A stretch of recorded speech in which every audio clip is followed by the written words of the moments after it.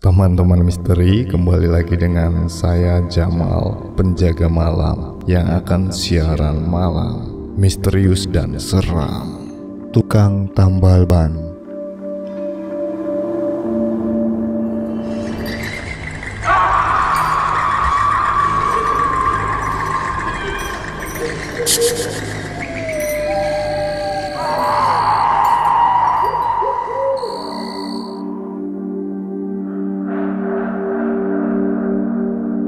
Sudah lewat tengah malam, namun kios tambal ban di dekat tikungan itu masih nampak terang benderang.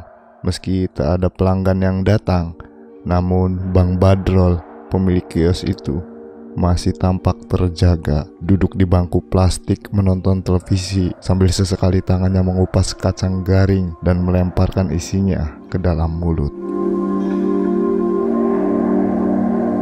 Kios tambal ban itu memang buka 24 jam. Jika siang, biasanya keponakan Bang Badrol yang jaga. Baru malam harinya, giliran si bujang lapuk itu yang menggantikan tugas sang keponakan.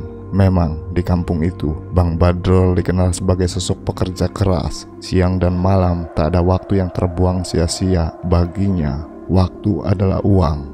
Toh, meski kios tambal ban miliknya berada di pinggiran kota yang sepi, namun tetap saja ada satu atau dua pengendara yang membutuhkan jasanya, bahkan di tengah malam buta sekalipun. Bukan hal aneh sebenarnya, mengingat jalan raya di depan kios itu merupakan jalan penghubung antar kabupaten. Jadi, meski tengah malam buta sekalipun, masih ada satu dua kendaraan yang melintas di sana. Tapi, kalau hampir setiap malam selalu ada pengendara yang apes, mengalami ban bocor dan ujung-ujungnya datang ke kios Bang Badrol, itu baru bisa dibilang aneh. Dan itu juga bukan kebetulan. Semua itu sudah masuk dalam skenario yang dibuat oleh si bujang lapuk pemilik kios tambal ban itu. Ya, di balik sifatnya yang rajin dan pekerja keras itu, ternyata Bang Badrol juga menyimpan sifat culas.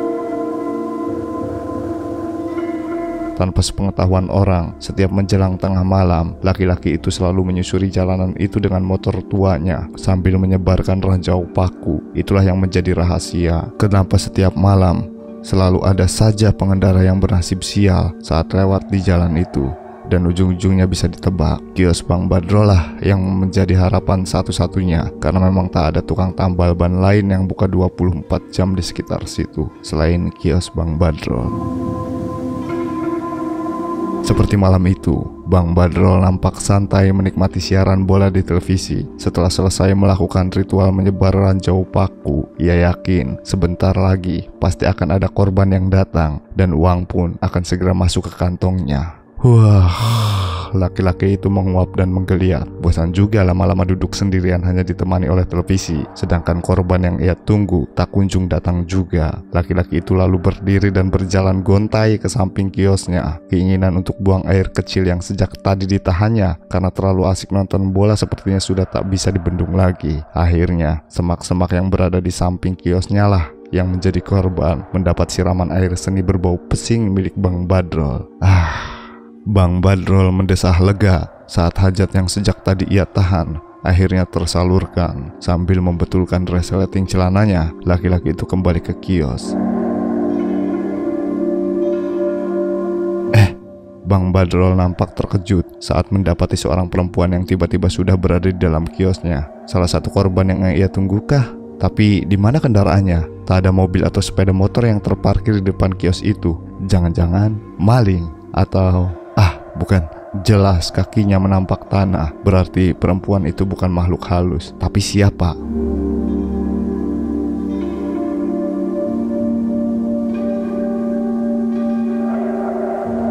Neng? Sedikit ragu Bang Badrol menyapa. Perempuan itu berbalik. Wajahnya tak terlihat jelas karena sebagian rambut panjangnya tergerai ke depan. Bang Badrol tercekat dan menelan ludah. Diamatinya, perempuan itu dari ujung rambut sampai ujung kaki, rambut lurus panjang tergerai, jaket jeans warna biru yang nampak sobek di bagian lengan, celana jeans yang juga robek di bagian lutut, serta kaki telanjang tanpa alas sama sekali. "Abang pemilik kios ini?" tanya perempuan itu dengan nada dingin. Iya Neng, ada yang bisa saya bantu?" bergetar suara Bang Badrol. Perempuan itu menyibakkan rambutnya yang tergerai ke depan. Kang Badrol terpengarah melihat seraut wajah cantik berkulit putih dengan sedikit luka baret di pipinya. "Motor saya terperosok ke dalam selokan di dekat pertigaan sana bang. Abang bisa bantu? Nanti saya beri upah sekedarnya," kata perempuan itu masih dengan nada dingin, tanpa senyum, bahkan tanpa ekspresi di wajahnya. "Oh iya Neng, dengan senang hati akan abang bantu. Ayo kita ke sana." Buru-buru Bang Badrol naik ke motor tuanya. Rezeki akhirnya datang juga, batin laki-laki itu. Bang Badrol sengaja menjalankan sepeda motornya pelan-pelan. Selain karena lampu motornya yang sudah tak terang lagi, ia juga harus menghindari ranjau paku yang tadi ia sebar. Jangan sampai ada senjata makan tuan. "Gimana ceritanya sampai bisa terperosok ke selokan, Neng?" tanya Bang Badrol sekedar basa-basi. "Sepertinya ban bocor bang, dan saya melaju cukup kencang. Akhirnya motor oleng dan tak terkendali," jawab perempuan yang dibonceng oleh Bang Badrol itu masih dengan nada yang datar. "Oh, di mana kejadiannya Neng?" tanya Bang Badrol lagi saat sudah hampir sampai di pertigaan. "Di sana bang, dekat jembatan," jawab perempuan itu lagi. Bang Badrol tak banyak bertanya lagi. Ia hanya ingin cepat-cepat menyelesaikan pekerjaannya dan mendapat uang. Syukur-syukur bisa berkenalan dengan perempuan yang lumayan cantik ini. Sampai di mulut jembatan, Bang Badrol menghentikan sepeda motornya. Laki-laki itu celengak-celinguk mencari posisi motor yang katanya masuk ke selokan itu. "Di sana bang," perempuan itu menunjuk ke arah bawah jembatan. "Di sana? Maksud Neng di sungai? Motor Neng jatuh ke sungai?" tanya Bang Badrol.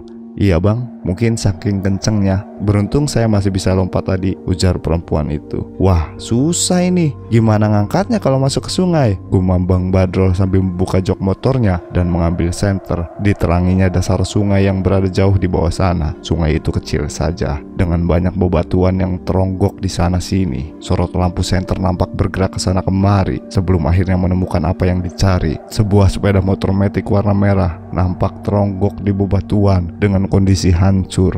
Jelas menandakan kalau motor itu terhempas dengan sangat kencangnya. Tapi bukan kondisi sepeda motor itu yang membuat Bang Badrol terpaku di tempatnya, melainkan sesuatu yang tergeletak di sisi bangkai motor itu. Sesosok tubuh perempuan tergeletak dengan kepala pecah. Jaket kulit hitam dan celana jeansnya nampak jelas bersimbah darah. Bahkan batu besar di mana mayat itu tergeletak juga nampak memerah oleh darah.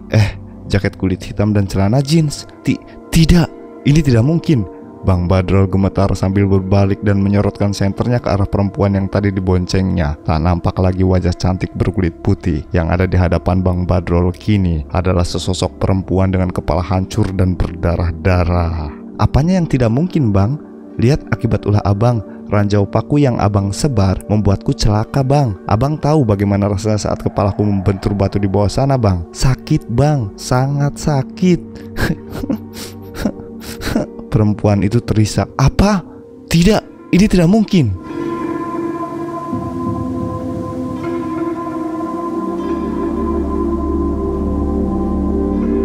Abang tentu tak percaya kalau belum merasakannya kan? Bagaimana kalau abang coba? Terjunlah bang, terjunlah ke bawah sana dengan posisi kepala di bawah dan mendaratlah di atas batu agar abang tahu rasanya. Ayo bang, kenapa ragu? Atau perlu ku bantu? Baiklah bang, dengan senang hati aku akan membantu. Tiba-tiba sosok perempuan berkepala hancur itu melayang ke arah Bang Badrol. Bang Badrol yang merasa jiwanya terancam segera tersadar dan berusaha untuk kabur. Namun terlambat. Sosok perempuan itu tiba-tiba melesat dan menyambar kaki Bang Badrol. Untuk sesaat tubuh Bang Badrol melayang-layang di udara. Sebelum akhirnya sosok perempuan itu membawanya melesat ke dasar jembatan.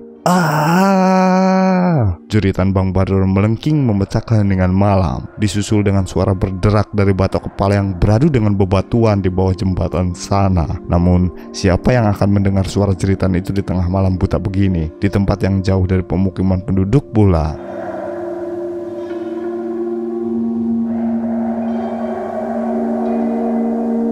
Bang, woi, bang, ngapain teriak-teriak gitu? Geragapan Bang Badrol membuka dan mengucak-ucak matanya. Sampean tuh kenapa? Mimpi dikejar setan toh? Mas Yudi, orang yang membangunkan Bang Badrol tadi ketawa geli. Jancuk, ungkap Bang Badrol begitu menyadari bahwa semua yang dialaminya tadi cuma mimpi. Hahaha, makanya kalau tidur jangan sembarangan, biar nggak mimpi buruk. Tidur kok melungker di kursi gitu, celetuk Mas Yudi lagi. Kamu ngapain malam-malam kesini? Sungut Bang Badrol ketus tanpa memperdulikan ocehan Mas Yudi. Ya jelas mau membenerin motor toh. Masa ke bengkel mau beli terasi? Jawab Mas Yudi setengah bercanda. Ini loh, ban motorku bocor, kena paku kayaknya. Bisa tuh sampai tampal sebentar. Dengan malas, Bang Badrol bangkit dan mengambil peralatan kerjanya. Roda belakang motor Mas Yudi yang memang sudah kempes itu segera ia kerjakan dengan tanpa semangat. Selain rasa kantuk yang memang belum hilang sepenuhnya, mimpi buruk yang baru saja dialaminya masih terbayang jelas di pelupuk matanya. Mimpi buruk yang berasa sangat nyata.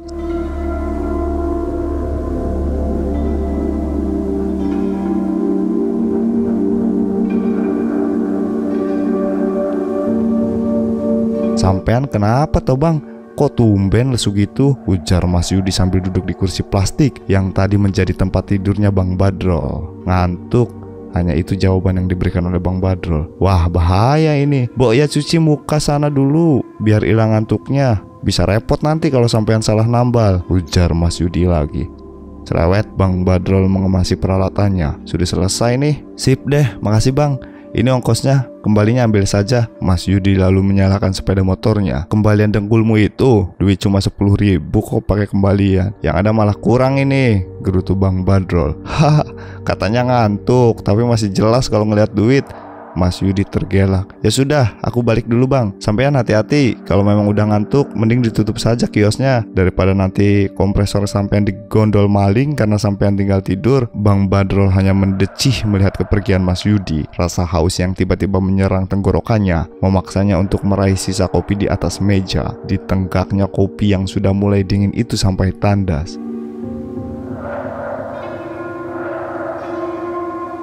Sial, Bang Badrol mengumpat saat tiba-tiba ada yang mendesak ingin keluar dan si Otong yang semenjak tadi tertidur di area selangkangannya. Laki-laki itu segera beranjak keluar dan melangkah menuju ke samping kios bengkelnya. Ditunaskannya hajat yang mendesak itu di rumpun semak-semak liar yang tumbuh di sana.